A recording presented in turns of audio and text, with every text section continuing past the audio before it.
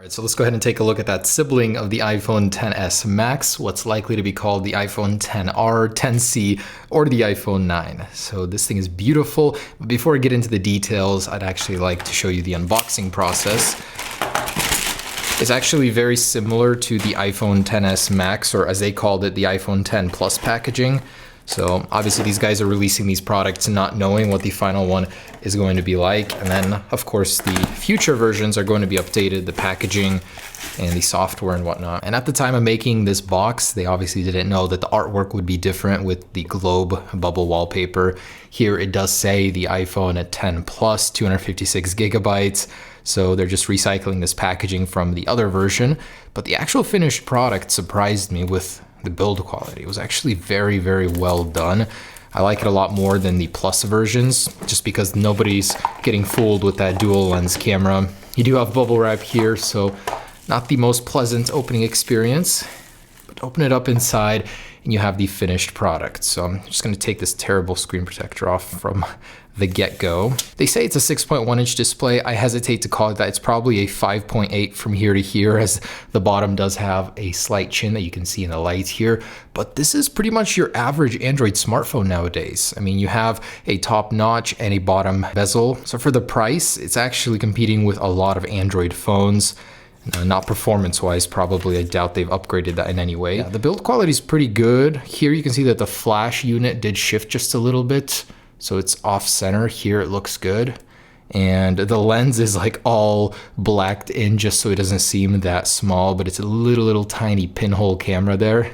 Kind of funny, but hey, they did have to go with the design of the official one. A symmetrical speaker setup, not like the asymmetrical one that we learned about today on the Plus models. And by the way, the clones do have the symmetrical one, so that's not how it's going to be like on the official one. The space gray and silver, they didn't have any other colors, but this is roughly what these two will look like. They're going to be very, very premium glass on the back, stainless steel borders. Very, very similar to this. And the placement of a SIM card tray, instead of being smack dab in the middle, will be towards the bottom here. So they did kind of place that one wrong. And here is their idea of a dual SIM card tray. This is actual real functionality. So this will work with dual SIM, but Apple's is a little bit more ingenious. It's on a little tiny tray and it's a double-sided, not like this, stacked. But still, I'm surprised they managed to even get that functionality into a phone like this. So this is real glass on the back, real metal, feels very, very premium. And yeah, so just gotta say the build quality is very good. If you weren't to turn this on, if you're just to handle it, it'd be very difficult for you to tell the difference from the real one, aside from this chin right here. Once they can get rid of this, these clones will get so much harder to tell from the real deal. And you know, of course, once they update the packaging. All right, so I did go ahead and power up this one, the space gray one. I already know kind of what it's running, but it seems like from manufacturer to manufacturer, they do have varying OSs, different versions, different skins. And I did like this one, but it is an older one, seems like. So it does run very well, much smoother than the 10 Plus version, which is really rough. I don't know what they did, but like it's not as smooth as this thing, nowhere near it. Going into the app switcher, this one's way more responsive. Look at this one, look at that delay. This one is prone to freezing and just general, not very usable, but this one actually surprised me with how good it is. So I was able to navigate comfortably. It still does have some weird UI, like hesitations and bugs like that, or when you jump in an app and then you leave it, that happens. Like that's really unsightly. And I wish they would have fixed that. It doesn't seem like it'd be very hard to do, but I'm guessing the fact that it's running a skin, it makes it run all funky. But let's check out this one. Let's see if this one is any different. And I believe they're the same. So look up here, no SIM card is in the corner. This is this does have a real notch up here, but down here you can really see that they it's a real square display. They just put a skin on top of it, the glass, to make it seem like it's curved. Apple does not do that. They don't waste any display in the corner here. And that's because this is an LCD and the limitations of that. It's going to be what it's like. Very weird software here. I'm pretty sure that shouldn't overlay. And it says it's locked when it's not. Okay. These down here are 3D touch, kind of. So you hold them and they do expand with time. So go into the control center and it has a background on it, not matching the one from here. I did notice that it does have a bunch more wallpapers than Apple's, and these are like the official ones except for these two down here.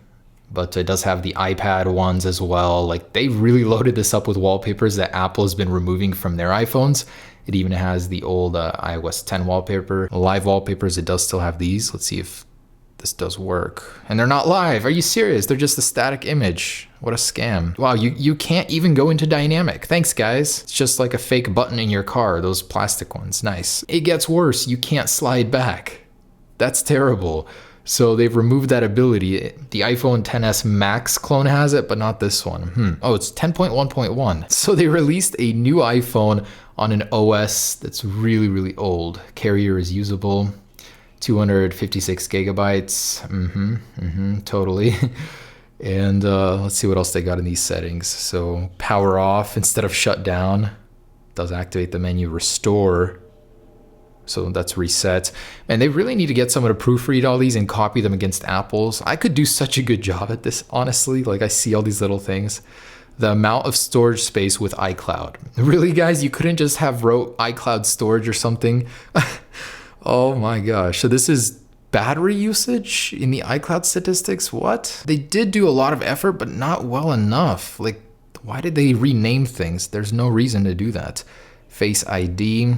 iPhone unlock in the iTunes App Store. Okay, I definitely trust that. They're gonna upload your face data to their network right away. All right, so this is the Face ID setup menu. I'm gonna go ahead and see if it works. 20%, 40%, 50%, 80, 100, nice. And I'm gonna set up iPhone unlock. Look at these buttons. Why are they squished? They look like they've been skewed in Photoshop or something. Why? Why not just copy the original button? This is so weird. The weirdest clone of iOS I've ever seen. There's so many weird inconsistencies. So once again, I'm gonna look at it. That's actually so much faster than the iPhone XS Max one. So, okay, there it is. Okay, not bad at all. That might even be faster than Apple's, but let's see if I can spoof it. All right, so with the image of me, let's go ahead and, oh, it works. Let's see if I can use an image of any random person. I'm not even trying here, but here's this one. Let's see if old Connor can unlock mine. Oh, the lock icon is pulsing, so I'm guessing that means that's a no.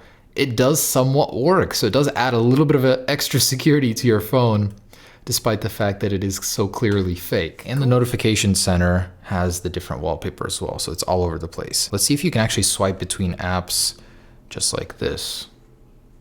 Nope. So it does not let you swipe between apps. It's like my favorite thing about the iPhone X, how easy it is to do that. Why couldn't they have copied that? Let's see what the watch is. Oh, wow. They actually copied the Apple Watch app. So, wow, I'm a little surprised. They went above and beyond here. Cool. Weird glitches. Going back to the home screen. And yeah, it would have been nice to see an iOS 12 version of this.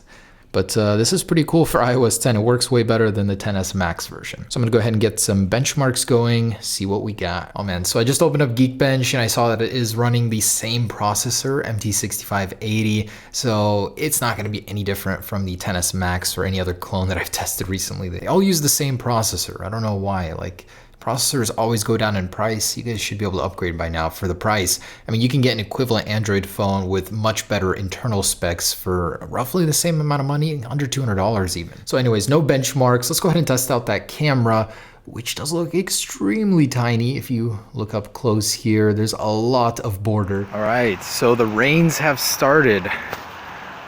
Great to see you back again, Autumn. Leaves are falling. Although it might be very hard to tell what these are. These in fact happen to be leaves. Very hard to tell with this grainy ass camera. And in case you needed to see the front camera, here it is. Absolute garbage as well.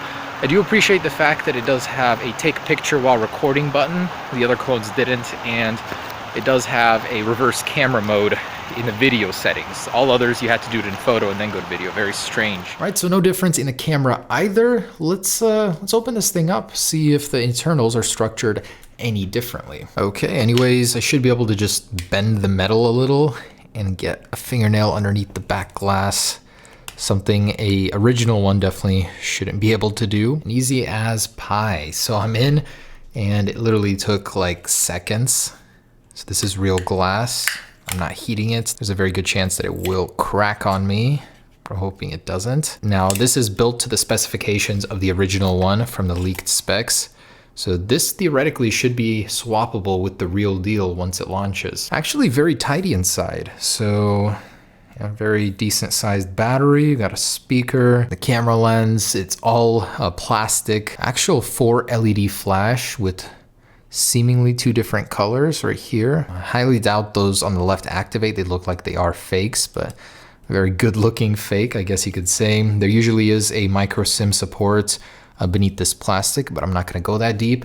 But it looks pretty cool for the interior, I guess. Okay, this is really funny. So I just opened up the camera app. This guy left a picture for me from when he was packaging this phone. That doesn't happen to you with an original Apple box. Okay, but cool. There it is, guys. So that is the clone of the upcoming iPhone 6.1 inch, whatever it may be called. Final prediction, iPhone XR, or if not, iPhone 9. So just a closing statement, not the greatest clone. It's running an older version of iOS cloned software. It is pretty responsive, more so than the XS Max, but still, I would wait for a newer version to come out with updated graphics and hopefully an iOS 12 cloned UI, but we'll see. Keep an eye out for it. Thanks for watching. Hope you enjoyed it. Peace.